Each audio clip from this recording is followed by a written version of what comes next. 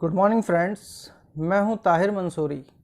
और देखो यार, आज की ये वीडियो थोड़ी लंबी हो सकती है, लेकिन अगर क्लिक करके आ ही गए हो तो यार पूरी वीडियो ज़रूर देखना, क्योंकि आज आपकी सोच बदल देगी ये वीडियो। क्योंकि आज की ये वीडियो वाकई आंखें खोल देने वाली है। क्योंकि मेरे पास बहुत से कमेंट्स आते हैं कि सर लॉ ऑफ अट्रैक्शन काम नहीं कर रहा, विश मैनिफेस्ट नहीं हो रही, सबकॉन्शियस माइंड से काम कैसे लूँ, और सबसे बड़ी परेशानी तो यही है कि विश मैनिफेस्ट नहीं हो रही है। दरअसल बात यह है कि विश मैनिफेस्ट ना होने के बहुत सारे कारण हैं, बहुत सारी वजहें हैं। क्योंकि जब हम लॉ ऑफ अट्रैक्शन के बारे में जानना शुरू करते हैं तो हमें ऐसा लगता है कि बस अब तो मेरी हर एक विश पूरी हो जाएगी, अब तो मैं राजा हूँ, अच्छा अच्छा सोचूंगा, बोलूँगा, अच्छा अच्छा लिखूँगा, अच्छा अच्छा विजुलाइज करूँगा, अब बस लाइफ बदल ही जाएगी। मगर होता क्या है? वही ढाक पे तीन पात। मेरी जान, बाल से ज़्यादा बारीक है लॉ ऑफ अट्रैक्शन। आपका हर एक्शन, आपकी सांस, आपका हर कदम, आपका हर बोल लॉ ऑफ अट्रैक्शन है। एक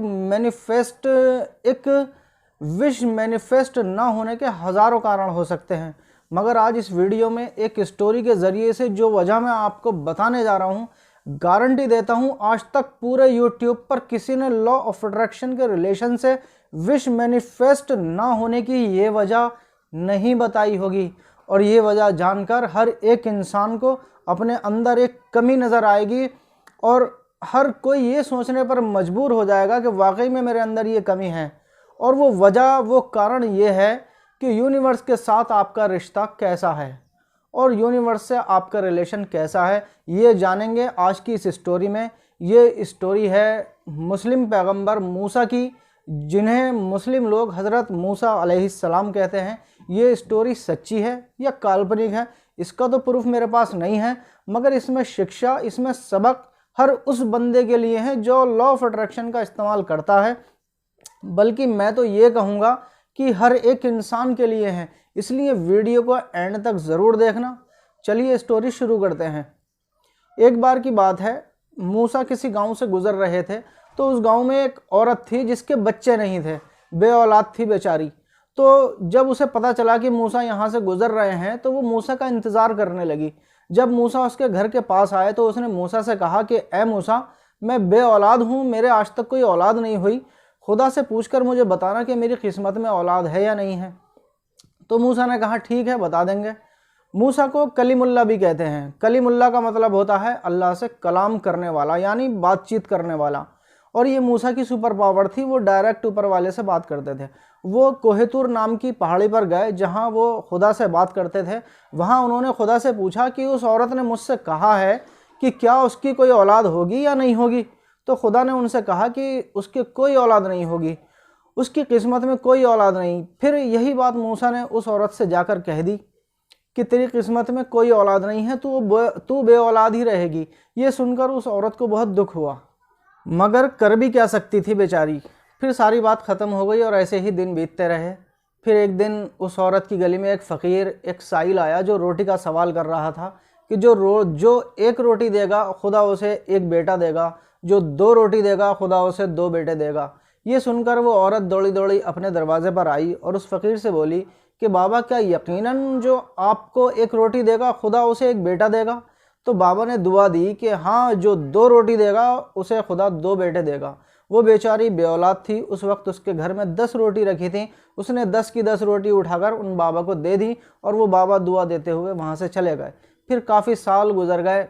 एक बार फिर मूसा उस गांव में पहुँचे तो वहाँ उस औरत की मूसा से फिर मुलाकात हुई और उस औरत ने मूसा से कहा कि मूसा, आप तो कहते थे कि मेरी किस्मत में कोई औलाद नहीं, देखो आज मेरे पास 10-10 बेटे हैं। तो हैरत में पड़े मूसा ने उसके घर में झांक कर देखा तो वाकई उसके घर में उसके 10 बेटे थे। फिर मूसा ने पूछा तो उस औरत ने सारी बात बता दी कि किस तरह एक फ़कीर बाबा आए जिन्होंने मुझे दुआ दी और मेरे 10-10 बेटे हो गए। सारी बात सुनकर मूसा को बहुत बुरा फील हुआ कि यार खुदा ने हमसे झूठ बोला था। वो कोहितूर पर गए और खुदा से कहा कि आपने हमें झूठा साबित करवा दिया। आपने कहा था कि उसकी किस्मत में कोई औलाद नहीं है और आपने एक फ़कीर के दुआ देने से उसे 10-10 बेटे दे दिए, ऐसा कैसे कर सकते हैं आप? तो मूसा की बात सुनकर खुदा ने उनकी बात का कोई जवाब नहीं दिया, बल्कि खुदा ने मूसा को एक प्लेट और एक छुरी दी, चाकू। और कहा कि जाओ कहीं से इंसान का गोश्त ले आओ। जब तक कोई इंसान आपको अपना गोश्त न दे तब तक यहाँ मत आना। ये सुनकर मूसा वो प्लेट और छुरी लेकर गांव-गांव गली-गली घूमने लगे। वो लोगों से मिलते और कहते कि खुदा ने इंसान का गोश्त मंगाया है, क्या तुम दोगे अपना गोश्त? मगर वो जिससे भी गोश्त मांगते थे वो मूसा का मजाक उड़ाते थे, उन्हें बुरा भला कहते थे, यहाँ तक कि मारते भी थे कि मूसा पागल हो गया है, दीवाना हो गया है। वो जिस इंसान से भी उसका गोश्त मांगते वो उन्हें दुत्कार देता था। कई दिन बीत गए उन्हें भटकते हुए, और एक दिन भटकते भटकते मूसा को वही फ़कीर बाबा मिल गए जिनकी दुआ की बदौलत उस बेऔलाद औरत के 10 बेटे हुए थे। उन बाबा ने मूसा को परेशान देखा तो पूछ लिया कि मूसा क्या बात है, कुछ परेशान से दिख रहे हो? तो मूसा ने बाबा को सारा किस्सा सुना दिया। पूरी बात सुनते ही बाबा एकदम से एक्साइटेड हो गए। अच्छा, खुदा ने इंसान का गोश्त मंगाया है? और एकदम से मूसा के हाथ से वो प्लेट और छुरी ले ली और बोले, बताओ मूसा, खुदा ने इंसान के किस हिस्से का गोश्त मंगाया है? तो मूसा ने कहा कि ये तो मुझे नहीं बताया कि किस हिस्से का गोश्त मंगाया है। तो बाबा बोले, कोई बात नहीं, मैं अपने शरीर के हर हिस्से का थोड़ा थोड़ा गोश्त काट कर दे देता हूँ, पता नहीं खुदा को किस हिस्से का गोश्त पसंद आए। तो बाबा ने अपने शरीर के हर पार्ट्स का गोश्त उस प्लेट में सजा दिया और मूसा उसे लेकर कोहे तूर पहाड़ी पर पहुँचे। वहाँ ऊपर वाले ने मूसा से पूछा कि ले आए इंसान का गोश्त? मूसा बोले, हाँ जी ले आया। कोई परेशानी तो नहीं हुई गोश्त लाने में? तो मूसा बोले, बहुत परेशान किया लोगों ने, मजाक उड़ाया, धुतकारा, मारा पीटा, तब जाकर एक भले इंसान ने अपना गोश्त काट कर दिया और अपने शरीर के हर पार्ट का गोश्त दिया। पता नहीं कि आपको कौन सा पसंद आए। तो खुदा ने मूसा से कहा कि मूसा, तुम दुनिया भर में परेशान फिरे, यहाँ वहाँ भटके, तुम भी तो इंसान ही हो, हमारे ख़ास बंदे हो, तुम्हें भी तो हमने ही बनाया है, तुम्हें दुनिया भर में भटकने की ज़रूरत ही क्या थी? गोश्त तो तुम अपना भी दे सकते थे, तुम भी दे सकते थे। तुम दुनिया में भटकते ही नहीं, जिस वक्त हमने मांगा था अगर तुम उसी वक्त अपना गोश्त दे देते, मगर तुमने नहीं दिया। अगर एक हमारा वो बंदा है जिसने तुम्हारी बात सुनते ही तुम्हारे हाथ से प्लेट और छुरी छीन ली, जो हमारा नाम सुनते ही इतना खुश हो गया कि अपने शरीर के हर हिस्से की कुर्बानी दे डाली। अब तुम ही बताओ मूसा, हम अपने उस बंदे की बात कैसे टाल देते हैं? बेशक हमने तुमसे कहा था कि उस औरत की किस्मत में कोई औलाद नहीं है, मगर हमारे उस नेक बंदे ने उससे जब कह दिया कि एक रोटी के बदले एक बेटा, तो हमने अपने उस बंदे की बात का मान रखते हुए उस औरत को 10 रोटी के बदले 10 बेटे दे दिए। हाँ, हमने कहा था कि उसे औलाद नहीं देंगे, मगर हमने उस बंदे की बात का मान रखने के लिए अपनी बात को रद्द कर दिया, कैंसिल कर दिया। तो मेरे दोस्त, मुझे उम्मीद है कि आपको समझ आया गया होगा यूनिवर्स से, ऊपर वाले से अपना रिश्ता। ये बिल्कुल ऐसा है कि जब हमारे किसी अपने बच्चे को किसी ऊंचे कॉलेज में एडमिशन नहीं मिलता है क्योंकि वो बच्चा उस कॉलेज के टेस्ट में फेल हो जाता है, और हम किसी नेता की या किसी और बड़े आदमी की सोर्स लगवाते हैं, तो वो कॉलेज उस आदमी की बात का मान रखते हुए हमारे बच्चे को एडमिशन दे देता है। और सबक और शिक्षा इसमें हमारे लिए ये है कि हमने यूनिवर्स में या प्रभु के यहाँ कितनी बात बनाई है, वहाँ हमारा रिश्ता कैसा है। कुछ बात भी बनाई है या बस ऐसे ही ज़िंदगी कट रही है?